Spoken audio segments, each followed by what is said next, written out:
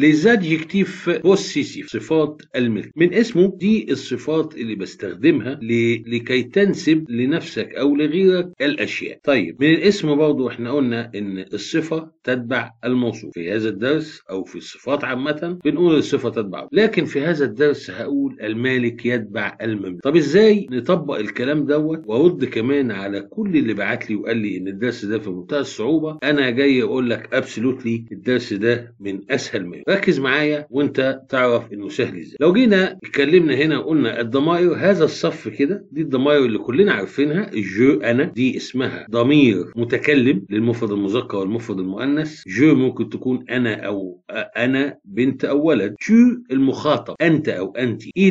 المفرد المذكر. المفرد المؤنث اللي هو الغائب. نيجي بقى هنا نو اللي هي جمع جو انا، يبقى نحن يبقى متكلم جمع برضه بيوازيها اللي هو الضمير اللي هو الضمير غير شخص، يبقى جمع متكلم جمع. فو انتم جمع. تو انت. انتم مخاطب جمع. إلافيك اس اللي هي جمع غائب جمع مذكر، وال جمع هي تبقى هنا غائب جمع مؤنث. يبقى خد بالك كده ان هو ده المالك. يبقى الصف ده كده ده المالك اللي هو مين؟ الفاعل. المالك اللي هو الفاعل. طيب لكن الصف ده كده يبقى صف طولي صف عرضي. احنا قلنا ان في مالك ومملوك زي الايه؟ الصفه والموصوف. طيب خلاص عرفنا المالك اللي هو الفاعل. يجي بقى اللي هو المملوك اللي هو المفعول. بيجي اللي هو هتستخدم معاه صفه الملكيه. يبقى صفه الملكيه كده بتيجي ايه؟ مع المملوك مع المفعول. فلما تيجي مثلا اديك مثال، انت عايز تنسب كتاب. كلمه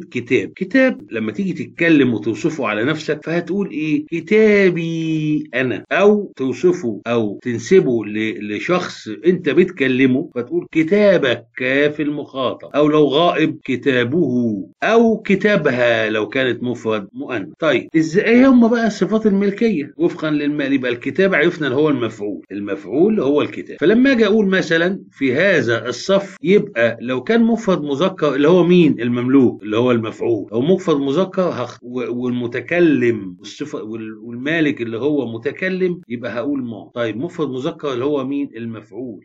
طب يعني الكتاب هنا في اللغه الفرنسيه زي اللي احنا اتكلمنا فيه ليفر ليفر، يبقى هقول مون ليفر كتابي. لكن لو المملوك او المفعول مفرد مؤنث هتبقى ما. هي ما جمع بنوعيه يبقى مين. يبقى ممكن اقول هنا كتابي، ممكن اقول هنا مفرد مذكر هتبقى كلمه مثلا مختلفه شويه اقول فستاني يبقى معرب. اما بقى اي واحده منهم اجمعها تبقى مثلا ميليف كتبي او ميراب فسد. بعد كده يجي المخاطب وفقا برضه همشي على نفس المثال بتاع الكتاب. اقول كتابك يبقى طالب. فستانك او فستانك تعرب، وتي اللي هي جمع تجمع دي او تجمع. رقم 3 اللي هو الغائب. نفس الكتاب نفس القصه نفس مثال الكتاب. أقول سون ليفر كتابه هو، أو فستانها سراب، أو فساتينها سراب أو سليب. خلصنا من المفرد سواء متكلم مخاطب غائب. نيجي بقى للجمع متكلم جمع. فأقول إيه؟ not no. يبقى هنا كانت هنا كتابي بقت كتابنا تاني تنا فساتنا. لكن ده بالمتكلم. المخاطب الجمع هتبقى فوتر يبقى كتابكم فستانكم فساتنكم. كاف المخاطب بس كاف المخاطب جمع. لكن الغائب الجمع بتبقى صفات الملكيه بتاعته اسمها لا لو مفرد مذكر، لو مفرد مؤنث، نقول لا ليفر، لا مثلا رب، ولا اجمع اي واحده ما بين. اتنسيون انتبه. صفات الملكيه توضع وتستخدم بناء على المالك. ده اللي انا لسه قايله من شويه اللي هو الفاعل. تستخدم بناء على المالك الفاعل والمملوك. يبقى الاثنين المالك الفاعل اللي هو دوت اللي قلنا عليه سواء ضمير او اسم، والمفعول او المملوك اللي هو ده. فهنا بيقول لي جو في مون ديفوار انا اعمل واجبي. يبقى هنا الديفوار هي اللي مفعول او المملوك. فبالتالي اخترت المون وفقا للفاعل او المالك زي الجدول اللي احنا لسه شارحينه قبل كده. طيب المثال الثاني ليليف ام سون ايكول الطالب